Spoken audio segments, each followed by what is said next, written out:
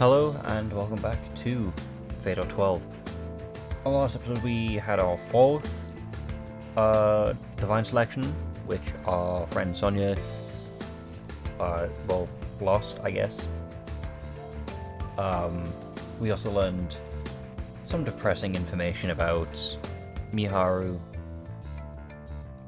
and we also switched perspectives back to Federico.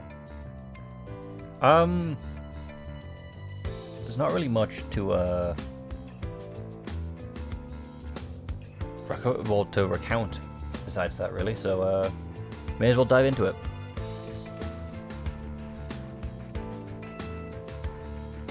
It's time to meet up with Odette at the hotel, and I still haven't gotten over my excitement about what happened last night in the dream world. Yo, did you see those two last night? Looks like numeral 1 and 2 have some major issues to work out, huh? Man, there's just something thrilling about watching a fallout like that. Odette makes it obvious how little she cares about listening to me as I ramble on and on. Christ. Mind not being annoying first thing in the morning? All I care about is getting some grub. So let's just hit up the buffet. Kinda bored with the selection. But if it tastes good enough to choke... What? But it still tastes good enough to choke down. What? Okay. Oh, of the buffet. And here I thought it'd be useful info for whenever we decide to target them. After saying that, I finally noticed that Odette's in a rotten mood. The excitement I had got from their little quarrel made me forget all about what actually happened during last night's election. That Miharu kid ain't going to be taken lightly, especially since she beat me to the punch. She might look annoyed, but here's the thing: her voice makes her sound a little thrilled by it. This little game's finally getting interesting. I don't think I'll ever understand this monster's logic. Not after this outburst and what she did to that Russian brat. I can say one thing for sure, though.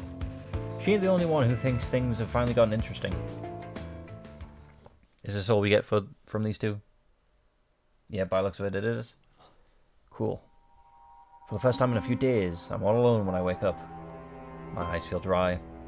That leads me to believe I was crying in my sleep. I really am a weakling. I can't deny that I enjoyed the time I spent together with Sonia. Being with her helped me to take my mind off the pressure of the Divine Selection. I do my best to hold back any more tears as I make my way over to my desk. I pick up my cards and peer over to the book I obtained last night. It's the cards that Miharu revealed to every participant in order to earn the right to eliminate Sonia. Hibinata, my hero. That's what's written on Miharu's name card. That surname doesn't ring any bells, but considering her family's situation, I guess I can guess what happened. What's more, Miharu obtained my cause of death card last night. Information that even I don't know the full details of. Her actions last night left me visibly shaken, which led her to take on a cold attitude towards me. I can't help but remember what she said. I have nothing more to say to you at the moment. I see what you're doing, Miharu. After making that comment, I got ready for school.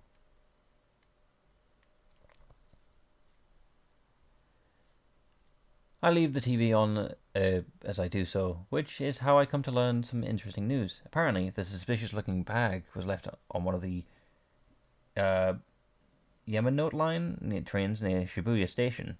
The police initially suspected that it was an attempted terrorist attack, but after inspection, the bag turned out to be empty. Part of me wonders if it's one of the Divine Selection's participants might have been involved, but based on the reports, I can't think of any links to them. Ouch.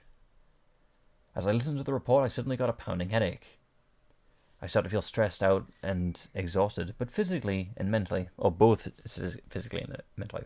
I must have imagined the grisly scene of the terrorist attack unconsciously while watching the news.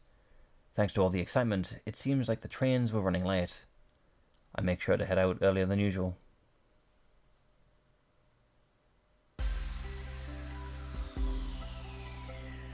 Has Naomi always had that side bit in her hair? I don't think she has.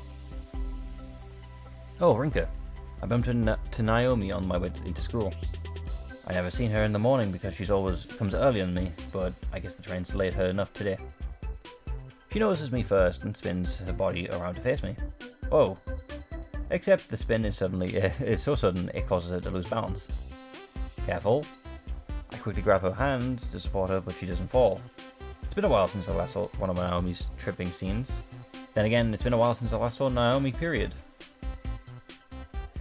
Sorry about that. As clumsy as ever, aren't we? No, aren't you?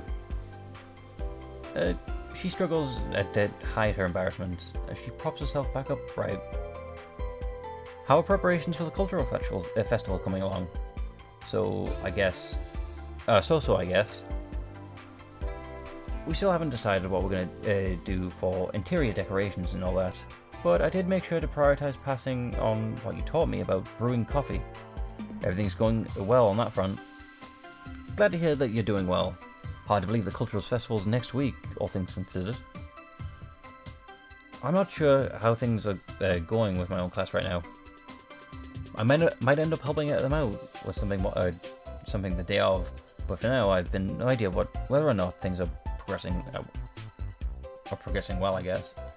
How are things going with? Just as Naomi was about to say something, a voice called out from behind her. Good morning, Rinka, and you too, Naomi. Miharu has just arrived, it seems. As always, her hair flutters elegantly in the wind. She speaks to me like normal, almost as if what happened in the dream world last night never took place. It's kind of the point. That's how subtlety works. You keep it secret for the people who aren't involved. I guess other participants as well, as much as possible.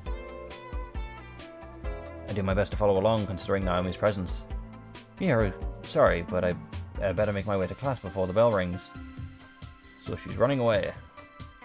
Oh, we'll go with the... She skitters off towards the building before I can finish my sentence. Looks like she really is avoiding me. I struggle to find the inappropriate response. However, she removes the burden from me by making her the response herself. Well, I can't blame her. After all, I'm the one responsible for her evasiveness. Did something happen between you two?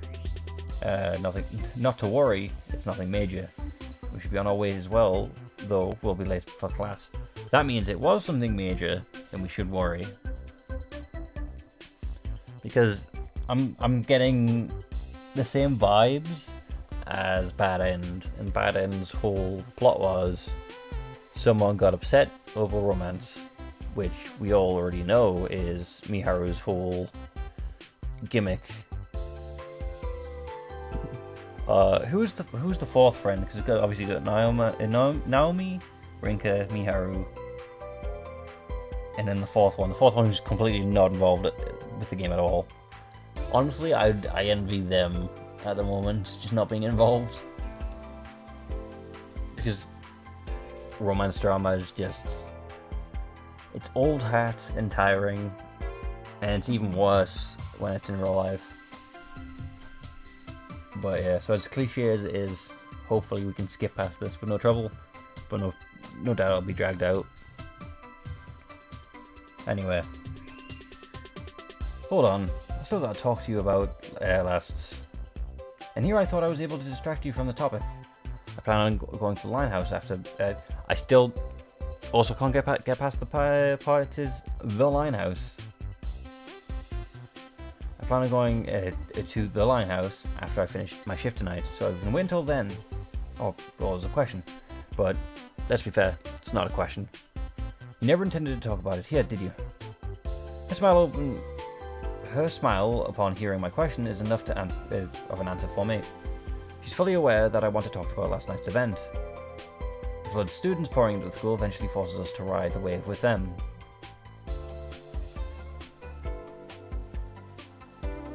Wow, that's who it was. Time for lunch, Rennie. Yeah, see, just oblivious to the whole thing. That's why I'm jealous, I guess. I would dart over to my desk as soon as the bell rings for lunch rings. I skipped breakfast today, so I'm starving. Why? Well, I can't comment. I was kind of the same in school. Don't you always skip breakfast? I mean, Let's get my hero first. Don't bother. She's been called to the teacher's lounge to talk about her scholarship funding. Is she losing it? How'd you miss her being asked to go there in the first place? Now that they mention it, that did happen. You zone out at the weirdest times, you know that? Well, whatever. Just you and me today, sister. She grabs my hand and drags me along to the cafeteria. Don't do that, Mao. You'll be... You're risking your life, especially if Mihiro sees it. Oh, not sticking to your staple bread today? No, I feel like trying something new. You're not having your usual either. Well, I grabbed this since it'll go well with the delicious looking rice you've got there. So you're trying to steal our food, fair enough. I was opted to Courage? I'm assuming Courage this time, while I'm gone with curry. No idea what Courage is. We don't usually go for this kind of stuff since we need to carry it all the way to the roof, but I wanted something with a strong flavour today, so I picked this without too much thought. Yeah, fair enough, really. Can't complain. I'm not obviously the most varied in culinary expertise, but I'd say go for it. Why not? Kind of surprised you went with curry. I figured you weren't a fan of spicy stuff. Now I'm fine with both spicy and sweet stuff. As long as they don't go overboard with the tastes, at least. Yeah, that's what I thought. Mao nods her head multiple times in an attempt to seem all-knowing. I dismiss it with a smile. As I smile, I remove the package of my curry. If I don't do it now, odds are I might actually forget to eat while talking with Mao. Oh ho ho! Looks like I'm not the only one who ain't all here today. What makes you say that? Well, your lack of a spoon for one thing. Oh. You can pick up chopsticks and a spoon at your leisure at the cafeteria, but it completely slipped my mind that I needed one. All I have is a small hand towel. That's all you need. Screw it with your hands. Well, you curry like that. Oh, it's gonna burn. That's gonna burn badly. Allow me to offer you a trade. She produces a plastic spoon from within the plastic bag she has with her. She hands it over to me in exchange for my towel. Also, thou shalt address me as Queen Mao. Queen Mao, I am grateful that you have bestowed me this spoon upon me. I'd have preferred if you were a teensy bit hesitant. Why? Is it because we ruined your joke? Looks like she was banking on me being not too pleased about having to bow down to her like that. I figured that was going to be her ultimate demand, hence why I said it right up front. Damn though. You could have, you would have had to eat this thing with your bare hands like they do with Indian curry if it weren't for me. Do they do that? I wasn't aware. After hearing the word Indian causes Alan to pop into my mind for a brief moment. Cool. Cool, I guess, right? That seems a bit sketchy on topics, but cool. I'm gonna not acknowledge it. Fortunately, her joke is a bit too on the extreme side, so my involuntary reaction works for her too. Yeah. This game was what, 2018? 5 years ago, I think. That's a bit. I'm not gonna acknowledge it. Don't acknowledge it. I end up spending all my lunch chatting with Mao. Just as we were about to finish eating, she brings up the topic I didn't expect. But yeah, I forgot to tell you. Naorin got her mind. Wait, how did you go out these days? Don't you think you've noticed it though? I ask her what she means, but she waves off my question and continues. Gotta say, only a girl in love could make that face, the face she did. Oh, romance topic. I mean, this is better than the potential other one, but it's still stressful. This is a lot more stressful. You need to bonk Mao on the head. I know obviously she's doing this for fun, but... Ah, shut up. Now you're just being rude to her. Fine, you can believe whatever you want, but she's looking awful lonely ever since you started to neglect her. Oh. Oh my, it's painful. Now this game's getting painful to read because it's just... It makes more sense why she's afraid of Miharu, because Miharu has the same feelings. So obviously she wants to avoid a contest or like a fight. Miharu will fight, and I guess out of those two, Miharu will definitely make a way to win. But I guess that's why I enjoy Mao more, because Mao just isn't plot relevant. That's not fair. She told me she's busy with preparations for the culture festival, so I'm giving her space. Thing is, Narina ain't like Miharu and Miharun. Probably Miharun, right? Probably, but I'm gonna say Run. She's kind of keep her desires locked up inside. Yep. Anyway, you've been looking pretty rough for a while now, Rennie. How about you getting some proper rest? The group isn't just the same when you're not the usual perky self. I mean, I'm surprised you think the group is still the same. You're literally the only one who's still up to do things. Like today, for instance, not only did you forget to grab a spoon for your curry, but you didn't even notice that you've got it smeared all over your face. You took our towel. She opens the packet containing the towel I traded for a spoon and hands it to me. I bequeath you this towel, and in recompense you will refer to me once again as Queen Mao. My everlasting gratitude, Queen Mao. Not again. And yep. Yes, I do have curry plastered all over my face, over the left side of my mouth. That's probably right. Everything's happened recently has left me mentally exhausted. Even so, I doubt I'll be able to get any proper rest for the near future. After all, granted, I'm aware that you won't take any advice given by this fine piece of royalty to heart. This girl. Mao jams her trash into a plastic bag before standing up. At the very least, you should do what feels right to you. Thanks. I am genuinely grateful to hear that from her. There's no way she could know about the divine selection, not even Miharu would divulge that sort of thing to her. And that's okay, that's how it should be. Again, that's exactly why her words are such a relief to hear. Alright, well, do me a favor and chuck this. I'm gonna go bother Miharu. She hands me the plastic bag and takes a leave. Once again, when she's gone, I finish up my own lunch before following her lead. See how, well, I say how stress-free that was, but she was talking about things that just are tiring to talk about. After classes end for the day, I head out of school with the intention of going home. However, once I reach the gate, I notice Naomi leaning against the wall with her eyes cast down. She doesn't seem to have noticed me, so I call out to her. Orinka, I was waiting for you, actually. You were?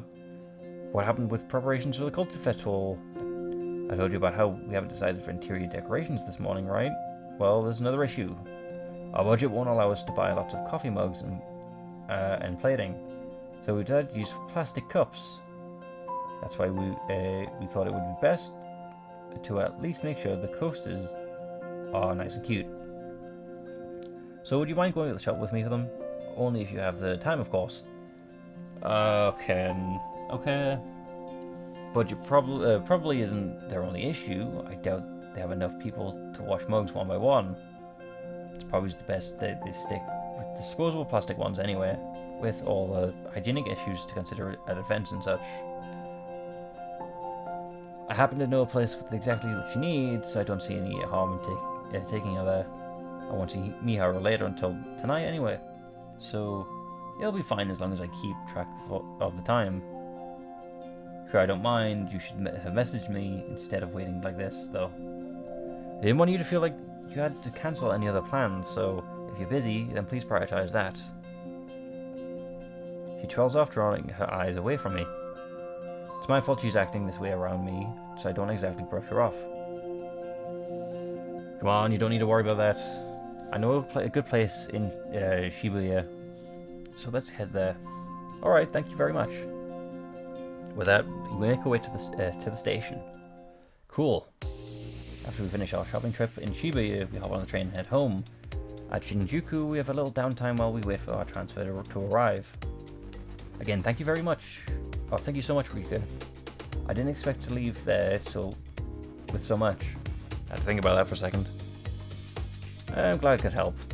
Naomi struggles to make a decision in the store, so she ended up picking up 3 different items for each category.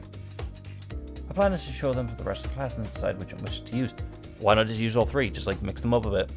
Therefore everyone gets like a different variety. Gotta hand it to you. You're killing it as a class rep. Color me impressed. Not at all. I'm only doing it because no one else volunteered. Which is why I'm so impressed with how seriously you're taking it. She must have felt her face burn as bright red as she diverts her gaze from me immediately. From what I've heard, it sounds like she's getting along with her classmates as well. I wouldn't be surprised if her taking charge of the Culture Festival played a part in that. Considering how scared of me she was when we first met, she's definitely come a long way. I guess that makes her the exact opposite of me. Just as we're about to get onto the train, she stabs me with a sharp left. I thought she just stabs Miharu immediately. Just with no context, and then she leans in and whispers, "Look, over there. This is the first person we met, right? That silver-haired person seems suspicious. Silver hair? It's he or her." My shoulders stiffen at the moment I spot her.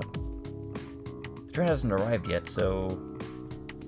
Naomi, you head back first.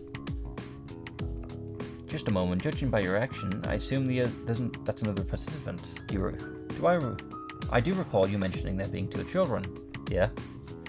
There rolls 4 and 10 to be precise. Sonia's been eliminated, so that only leaves number 4. I happen to have her cause of death card. Do we? Summary. Go data cards. There we go. Got a face now. Cause of death. Fire. Wouldn't ours be the same then?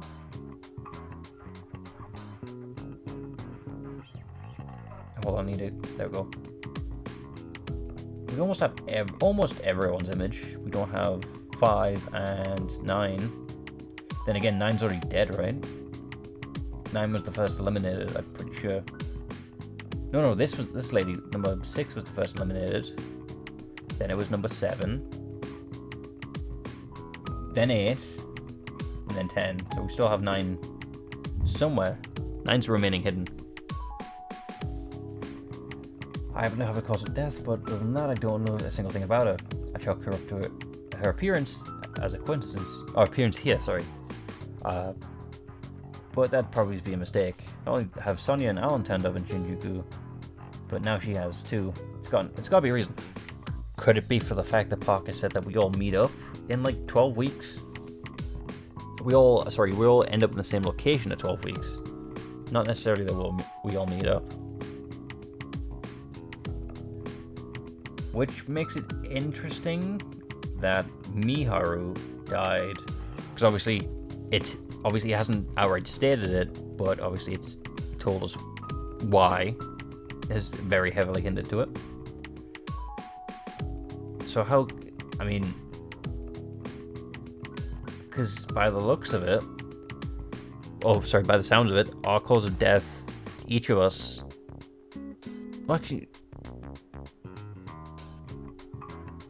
is Parker telling the truth to us? Because Sonia died of an illness, so I can't really say all of our causes of death were out of things of our control. I mean, obviously the illness isn't in our control. Miharu's cause of death is in her control, technically. If you wanna nitpick, I know it's a sensitive topic, so I apologize for that, but like, there's that. But then there's obviously the explosion, aka the fire, that has us and number 4. Heart attack, illness, drowning for Odette and Federico. And if you think about it, those are things that it wasn't murder. Those were things that just happened to happen at those times. Because it also doesn't say that we all died on the same day, but we all died earlier than we should have. Okay. Anyway, sorry. Especially since of what the topic contains. Anyway, the foggy spots in my mind, memories regarding my cause of death, and what Parker explained to our initial meeting, are likely linked to the same reason. I shouldn't waste my time trying to figure out that right now, though. Rinka, are you listening? Sorry, I got lost in thought. How do you know her anyway? I'm not sure why, but he seems... Hold on. Is there not a exit game called menu settings? One of Tokyo's main stations, which provide numeral, makes itself often. How's that tip? Anyway, week 4. No. Right, anyway, so we don't have that yet. Plus, I have a rough image of what he looked like based off your description. Wait, her? Isn't that a boy? You think it looks awfully feminine to me. Haven't we had this conversation before? Either way, their gender isn't the point here. Yeah, that's fair enough. Just call them participant 4. They haven't noticed this. We should tell them now, while we have the advantage. The tone of voice matches the serious expression on her face. The more information you can have in your hands, the oh, sorry, I shouldn't put in like this anymore. Don't worry about it. I was just thinking the same thing, to be honest. I asked that you head home first because I was going to do this on my own. Sorry for being unclear. Her gaze falls to the floor, and after a moment of consideration, she nods. I'm well aware of the dangers involved. I'll do as I'm told, but remember that I'm always willing to help. If you manage to snap a picture of them, I can use it to do my own research at home. Smart, because then you're out of danger. Oh, it's because it's Dream World, so we can't take pictures. But sadly, if anyone, well, because I say sadly because I'm not one of these people, but if anyone's good at drawing, if anyone's an artist, all they would have to do, assuming they can perfectly remember the dream, is recreate who they've seen. Redraw, like, especially if they can make realistic art, the art in the realistic style. Recreate everyone's faces. Assuming you can convince people you know to,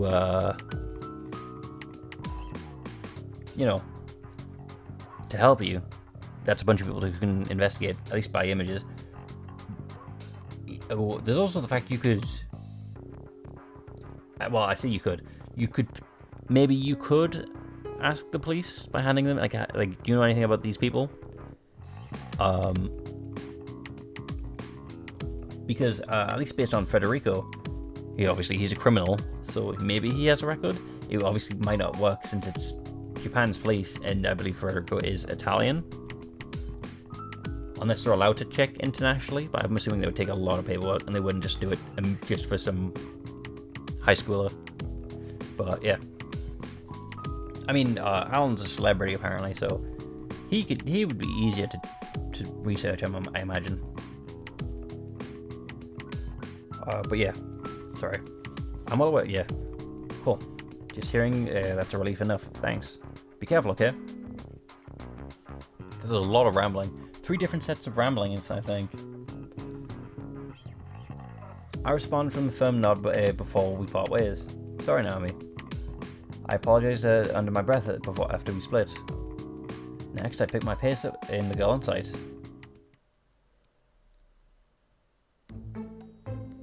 After 30 minutes of tailing her, we finally reach what seems to be her destination. I think with that, though, it would be a perfect time to stop and just, call it there. Hopefully you've had fun. Well, I guess I can't really say that with the topic that was brought up. But anyway, hope you enjoyed the video. Hopefully I can see you in the next one. With that, goodbye.